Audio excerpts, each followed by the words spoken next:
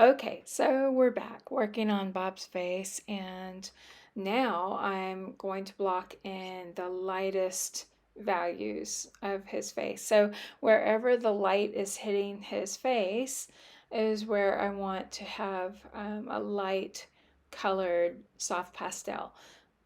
It doesn't really matter what color I choose. It could be a light pink, a light blue, a light green, but light yellow just, well, I think this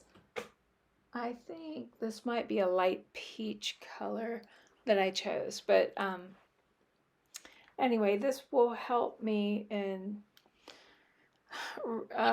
figuring out what needs to be different on his face. It just helps me to see the three dimensionality of the face and where the lips stick out, where the nose sticks out, what areas of his face are gonna hit the light. Does he have sunken in eyes or not? That'll depend. I mean, the eyelids and the way the light hits will determine if he has sunken in eyes, which he doesn't. He has just your kind of an average eye, with actually kind of big eyelids for a guy. But um, anyway, so sometimes whenever I put on my light colors, it'll mix up a little bit with the darker colors of pastel that are on there already. Especially whenever I'm blending with, like I'm doing here, I'm blending with my piece of packaging foam. But, and so it'll look like light blue, like in a lot of those areas. It doesn't matter. Basically, what I'm looking for is the value. Is it light or is it dark? And I'm not really too concerned about the color or the temperature of the color. So now, when I'm doing a face, when I'm doing anything, but especially a face, it's going to take a lot of tweaking and a lot of layers. And I find it interesting that a lot more time is put into a face than anything else, especially if it's a recognizable face. Um, I think it's because as soon as you get those eyes looking real, then it looks like a person looking at you, and it just kind of freaks you out. So, um, and also when you start adding features like eye color and details to the eye, um, then it's probably gonna have like a creepy look to it. And it certainly happened in this case. There was definitely a creepy Bob looking figure, and that can actually stop you in your tracks when you're trying to paint a face, because nobody wants a creepy face, but they start out creepy. So if you can get past that creepy phase, then you're gonna be okay. Um, so try not to look at it as an eye. Like, just paint the shapes of the eye or the mouth, or anything. It's just like, oh, don't think of it as lips. It's just the shape that you see. Whatever the shape is, that's what you need to focus on. It's pretty much a mind game, I would say.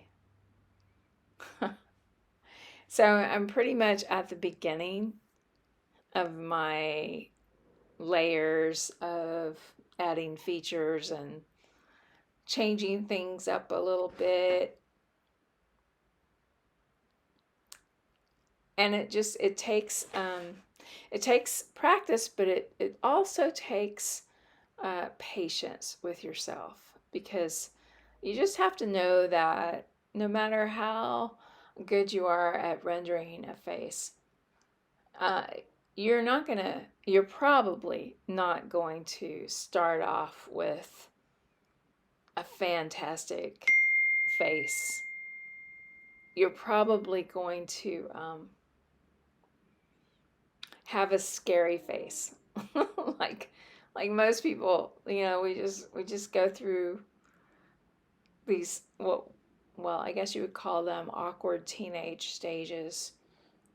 Oh, here I got the squeegee out because I wanted to try something that my artist friend Pauline did. It didn't work on this vase. The squeegee didn't do anything. I even got the color shaper out and tried to smooth things around, but it didn't do anything. And it could be that I'm using a different paper, or it could be that the pastels that I'm using are not as soft as the ones that she used when she was doing her figures. But sorry for the dings. Somebody is texting me, and it's annoying. I think it's family. There's a family group text things that just annoy me to no end. I mean, they're great to have because we can all stay informed on the latest medical situation of each family member, or whatever's going on. Usually, it's either health related issues or it's the temperature. We're having too cold or too hot a temperature or something like that. So anyway, hopefully that'll die down a little bit. But back to the demonstration. So he's looking pretty gross right now. And you might be tempted to stop watching this. And I don't blame you, because it takes patience not only to paint these things, but it takes patience to watch them. Or you could even fast forward and see how it's turning out. I mean, that's something that I would probably do.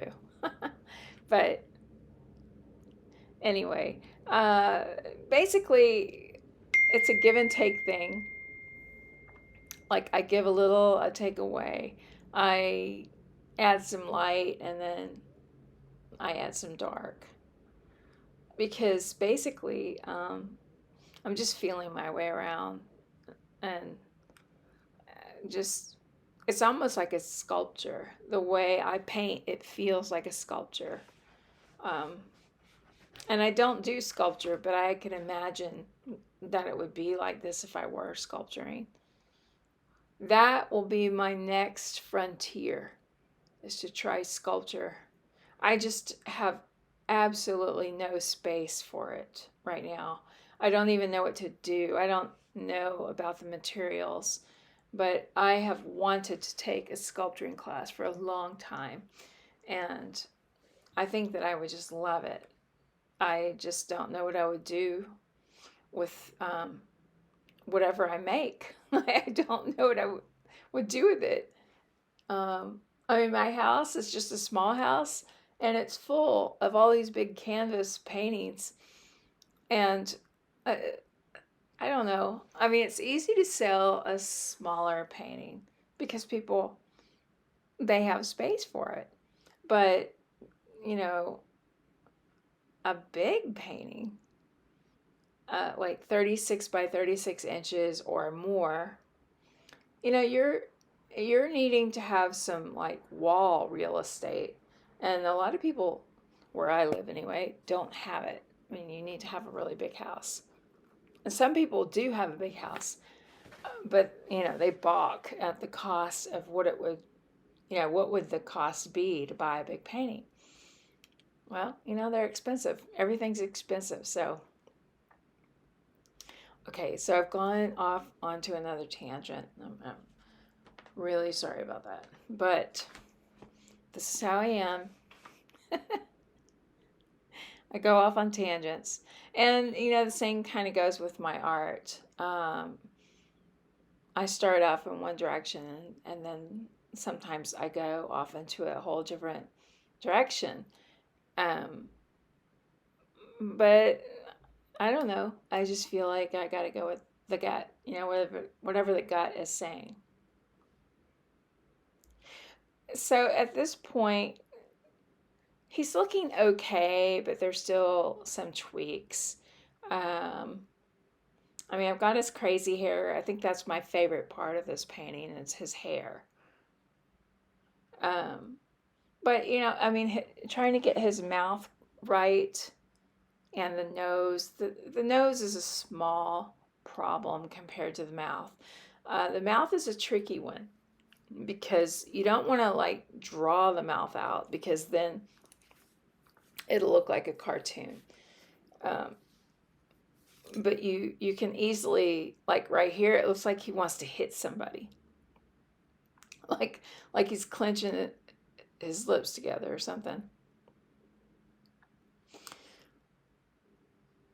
Anyway, it's easy to have a funky looking portrait with one little part of the portrait not quite right.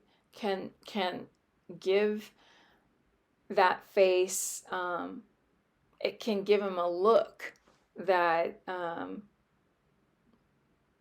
that's wrong. It's you want to try to capture the person's expression.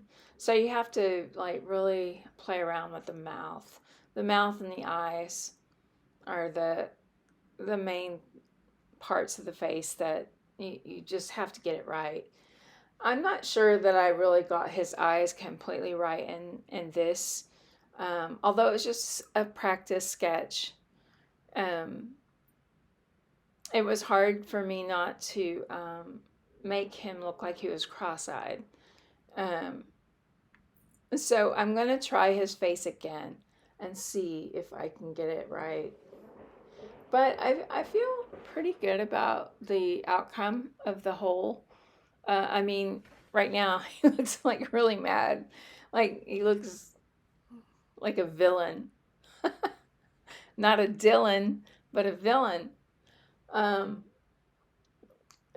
so, I'm sorry. I have to throw a little bit of humor in here because this is how I operate. If I don't laugh, I'll cry. And I just have to be honest with myself. What does this look like? And I just have to try to work it and fix it. So I keep a notebook. Well, I don't know if you'd call it a notebook, but I keep a file of sketches like this where I've used charcoal or pastel on paper and figures and faces. Although I haven't really done faces with the soft pastels, I've done it with charcoals. No, soft charcoal, soft like vine or willow charcoal. And I've been pretty pleased with the outcome of those. But I like to keep them in this file, and sometimes I sell them if somebody wants them. But it's fun to look back. Like I'll pull it out every once in a while and look back at stuff I've done. It's like, oh yeah, I remember doing that. And I might like it and think, oh, that turned out really well. I'm glad I did that. And other times it's like, oh, that's interesting that I did it like that. I would do it differently now. But, live and learn. So in my background, so on the right hand side, that's where the light is coming from. So I know this might sound strange, but that part of the wall on the right hand side is going to appear darker because that's where the light is coming from. I know this sounds counterintuitive, but if you're sitting in a room and you have a window with light shining through and it's hitting your face like it's hitting his, then the back wall on the right hand side where the light is coming from is going to look like it's darker. And then the wall on the other side is going to appear lighter because that's like the light is hitting that wall and reflecting off. So it's just going to it's going to appear a little bit lighter, even though it's just an optical illusion. But it helps you to imagine the light coming in. I never realized that just like looking at still life until it was pointed out to me in a class that I took. And it's like, whoa, I never thought about that. But it's interesting the things that you can learn in an art class. Um, if you're taking a class from a really good teacher who will point things out like this to you, I think it's very valuable because it makes sense, and I'm all about stuff that makes sense. Even though I know I'm an artist, so things are kind of iffy and maybe nonsensical sometimes, but actually, if there's some kind of a science behind it, I've always appreciated that. So here I'm taking a really dark pastel that I have. It's from a Terry Ludwig set. It's a super dark brownish color. And just kind of hitting the very darkest parts of this painting. I mean, looking at the image, it's kind of hard to see where the very darkest areas are. You have to just kind of imagine it, I guess, to some extent, of where those darkest places would be, or where it looks. Yeah. So isn't that hair the craziest hair? I mean, his hair kills me. Uh, I bet he was a cute baby with little ringlets all over his head. Uh, but anyway, and his eyes are so beautiful. Um, they just pierce you. So that's it. There we go. I hope you enjoyed this.